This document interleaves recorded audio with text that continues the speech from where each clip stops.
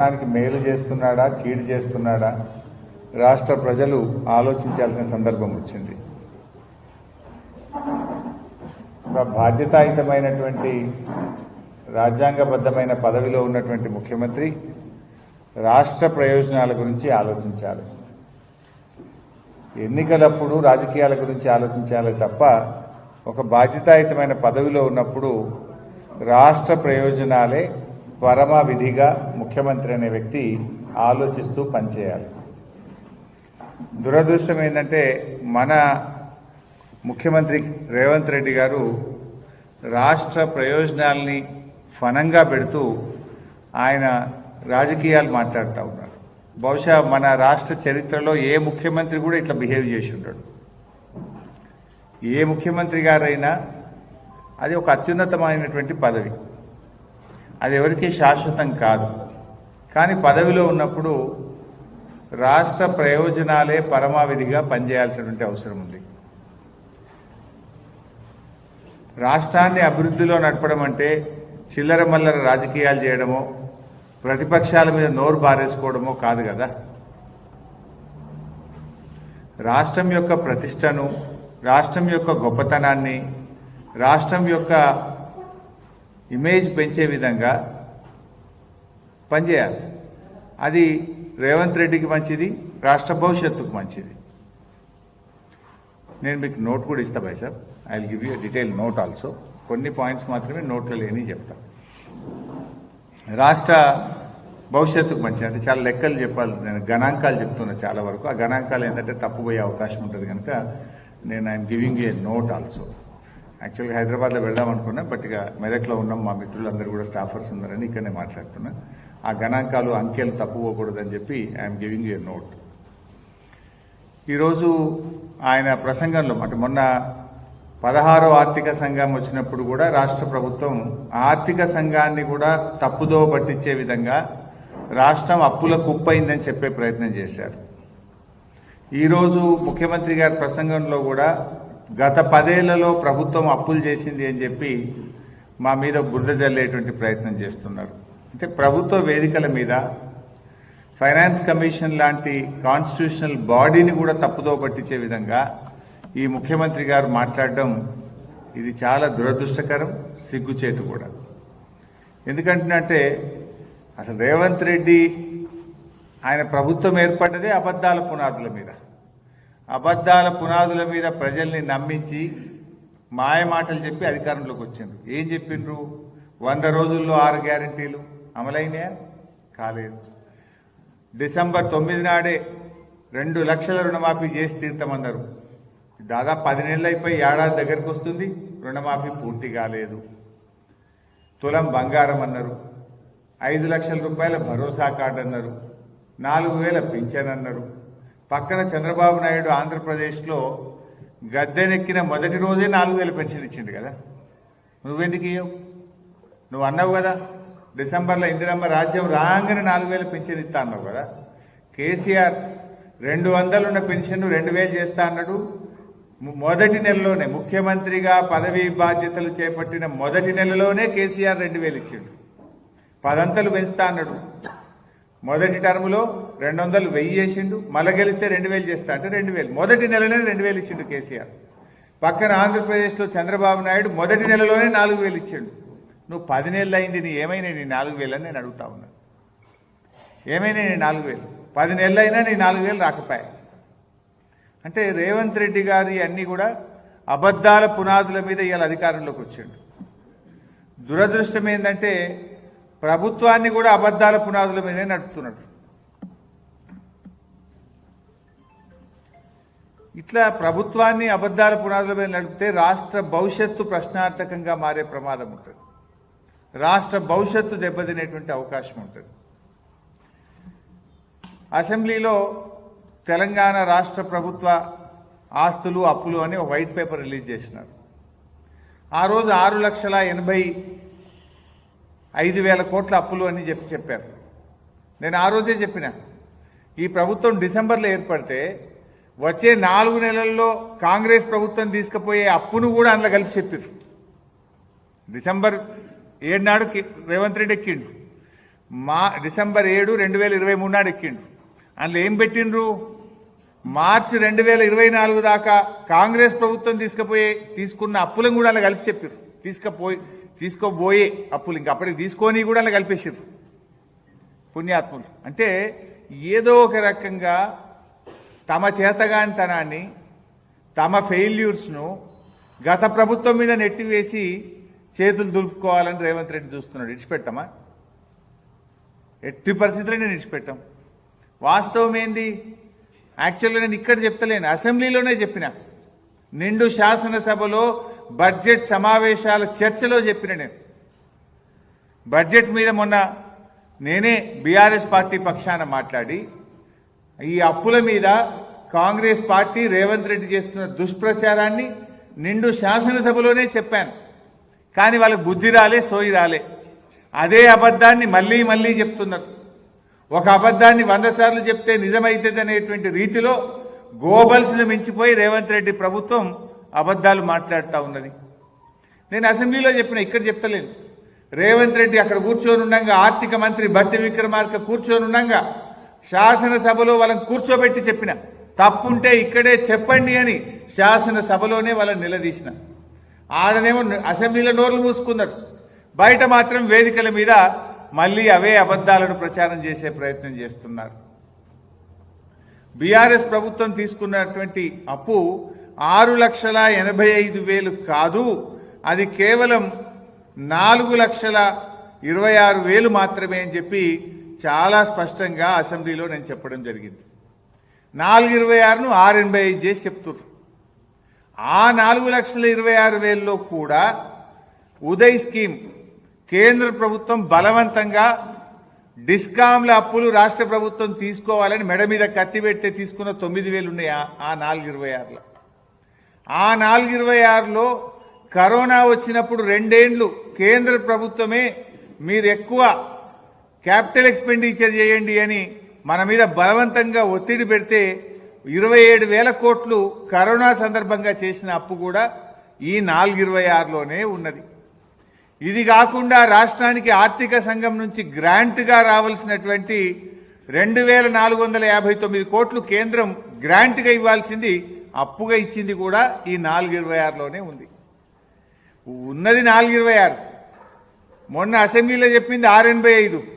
ఇవాళ తెలంగాణ ప్రజాపాలన దినోత్సవంలో 7 లక్షల చిల్లర చెప్పిండు ముఖ్యమంత్రిగా. వెంచనే ఉన్నాడు కానీ అసెంబ్లీలో 6,85 అన్నాడు, ఇవాళ ప్రజాపాలనలో 7 అంటున్నాడు. అసలు 10 ఏళ్ల బీఆర్ఎస్ పాలనలో జరిగిన అప్పు 4,26,000 మాత్రమే. ఇది రాష్ట్ర ప్రభుత్వం చెల్లించాల్సిన అప్పు, రాష్ట్ర ప్రభుత్వం కట్టాల్సింది, రాష్ట్ర ప్రభుత్వం గ్యారంటీగా తీసుకున్నది. రాష్ట్ర ప్రభుత్వం కడుతున్నటువంటి అప్పు 4,26,000 మాత్రమే. ఈ 4,26లో కరోనాలో కేంద్రం చెప్తే చేసిన 27,000 కోట్లుంది. డిస్కాంల అప్పు రాష్ట్ర ప్రభుత్వం తీసుకున్న 9,000 కోట్లుంది. కేంద్ర ప్రభుత్వం గ్రాంట్గా ఇవ్వాల్సిన బదులు అప్పుగా ఇచ్చిన 2,500 కోట్లు కూడా ఇళ్ళనే ఉండదు. అన్ని కలిపితే కూడా 4,26. కానీ అసెంబ్లీలో 6,85 అంటావు, 7 అంటావు. ఇది తప్పు అని నేను నిండు శాసనసభలో కూడా చెప్పిన. అంటే ఎవడైనా నేను దివాలా దివాలా అంటే రాష్ట్రానికి పరువు ఉంటుందా, పరపతి ఉంటుందా? రాష్ట్రం యొక్క పరపతిని నువ్వు దివాలా చేస్తున్నావు. ఎవడని చెప్పుకుంటాడా? లేనిది చెప్తాడా? ఉన్నది చెప్పాలి. లేనిది కూడా అంటే బీఆర్ఎస్ పార్టీ మీద బురద జల్లబోయి నువ్వు తీసుకున్న గొయ్యిలో నువ్వే పడుతున్నావు. కన్ను తెరువు ఇప్పటికన్నా. పరిపాలించాల్సింది 5 ఏళ్ళు నువ్వు కదా. రాష్ట్రం ప్రతిష్ట దెబ్బతీసి, రాష్ట్రం ప్రతిష్ట మసకబారే విధంగా చేసి, లేని అప్పులను చెప్పి రాష్ట్రం దివాలా తీసిందని నువ్వు చెప్తే జరిగే నష్టం రాష్ట్రానికి, పరిపాలించే నీకు కూడా నష్టం జరుగుతుంది. రాష్ట్రం యొక్క గౌరవం దెబ్బతింటది. ఏ మూర్ఖుడు కూడా ఇట్లాంటి పని చేయడు, ఏ పిచ్చివాళ్ళు కూడా ఇట్లాంటి పని చేయరు. కానీ మీరు దురదృష్టం ఏంటంటే నీకు రాష్ట్ర రాజకీయాల కంటే, నీకు రాష్ట్ర భవిష్యత్తు కంటే నీ రాజకీయాలు ముఖ్యమైపోయింది. నీకు రాష్ట్ర భవిష్యత్తు కోసం పనిచేయాలి. ఎవరు పదవిలో శాశ్వతం కాదు. ఉన్నంతకాలం నిజాయితీగా పనిచేయి, ప్రజల కోసం పనిచేయి, ప్రజలకు ఇచ్చిన మాట మీద దృష్టి పెట్టు. పొద్దుగాలేస్తే నువ్వు కేసీఆర్ను వల్లించకుండా నువ్వు బతకలేవైంది. నీకన్నా రోగమా శాపం ఉందో నాకైతే అర్థమైతలేదు. మాట్లాడితే కేసీఆర్ని ఎదుగుతావు. నువ్వు ప్రజలకు ఇచ్చిన హామీ ఏంది? ఇప్పుడు ఓట్లున్నాయా, సీట్లున్నాయా? రైతుల గురించి ఆలోచించు, మహిళలకు ఇస్తా అన్న 2,500 గురించి ఆలోచించు, వృద్ధులకు ఇస్తా అన్న 4,000 పెన్షన్ గురించి ఆలోచించు, రుణమాఫీ పూర్తి చేయి, వానకాలం పంట పూర్తయితుందిగా రైతు భరోసా 7,500 చెప్పనై. అరే పిల్లలంతా రోడ్ల మీద పురుగులన్నం తినలేక రోడ్ల మీదకి వస్తున్నారు. ఇవాళ కూడా ఎక్కడో స్కూల్లో రోడ్ల మీదకి వచ్చి మేము తినలేకపోతున్నాం, పురుగులన్నం పెడుతున్నారు అంటున్నారు. గవర్నమెంట్ స్కూళ్ళన్నీ కుప్పైపోతున్నాయి, హాస్టళ్లు కుప్పైపోతున్నాయి.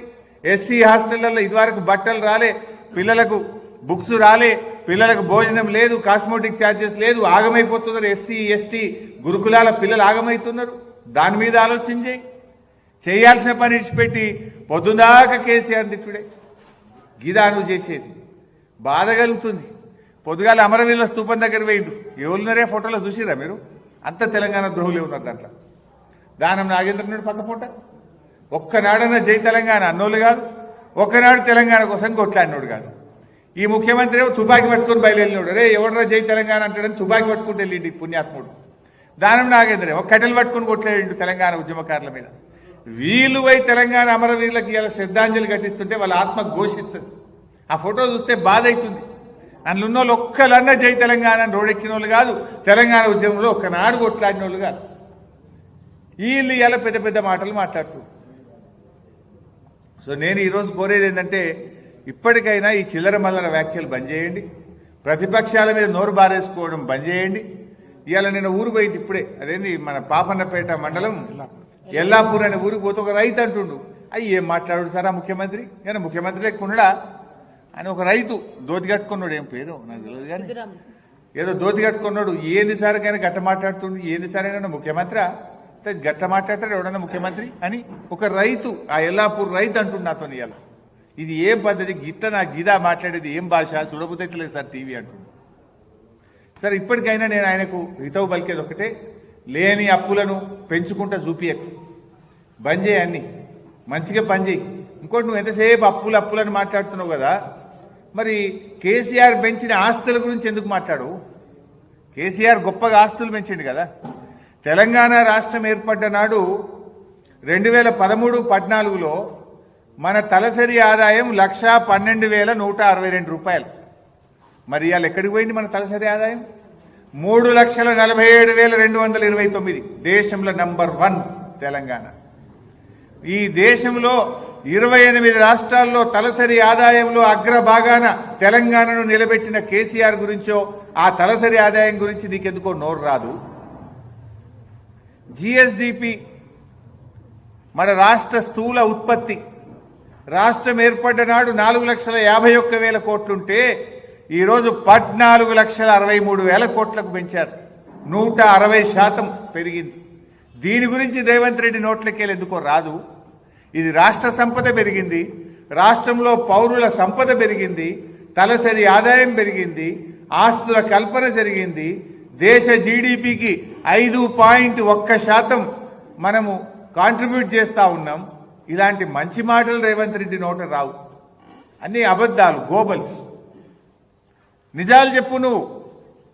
ఇలా కాళేశ్వరం ప్రాజెక్టులో ఎన్ని రిజర్వాయర్లు కట్టినాం, పాలమూరు ఎత్తిపోతల పథకంలో ఎన్ని రిజర్వాయర్లు కట్టినాం, మిషన్ భగీరథ ద్వారా ప్రతి ఇంటికి త్రాగునీరు ఇవ్వడానికి ఎన్ని కోట్ల రూపాయలు ఖర్చు పెట్టి వాటర్ ట్యాంకులు, పైప్ లైన్లు వేసి ఇంటింటికి నీళ్లు ఇచ్చిన ఆస్తుల గురించి ఎందుకు మాట్లాడు?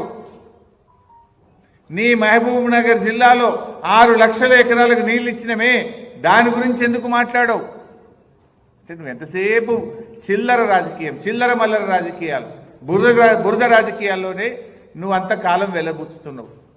చివరికి వెనుకలు తిరిగి చూసుకుంటే ఏముండదు. పండ్ల మీద పడు.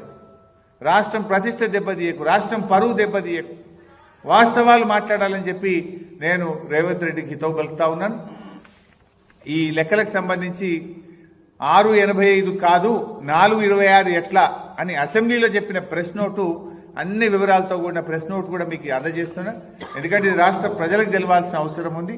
అధికార వేదికల మీద రాష్ట్రాన్ని, ప్రజలను తప్పుదో పట్టించే విధంగా రేవంత్ రెడ్డి మాట్లాడుతుంది కనుక ఈ వాస్తవాలు రాష్ట్ర ప్రజలకు అందరికీ వెళ్లాల్సిన అవసరం ఉంది.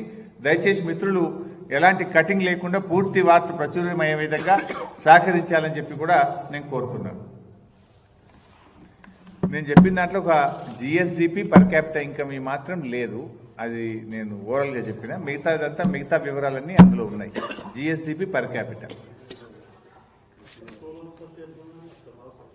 స్థూల జిఎస్డిపి రాష్ట్రం ఏర్పడ్డప్పుడు 4,51,580 కోట్లు. 4,51,580 కోట్లు. ఈరోజు ఈ రాష్ట్ర స్థూల ఉత్పత్తి జిఎస్డిపి 14,63,363, 160% పెరిగింది. 14,63,963. పర్ క్యాపిటల్ ఇన్కమ్ ఆ రోజు 1,12,162, దేశంలో 8వ స్థానంలో ఉండేవాళ్ళం. ఈరోజు 3,47,229తో దేశంలో ప్రథమ స్థానం. గోవా లాంటి చిన్న రాష్ట్రం మినహాయిస్తే we are number 1 in the country.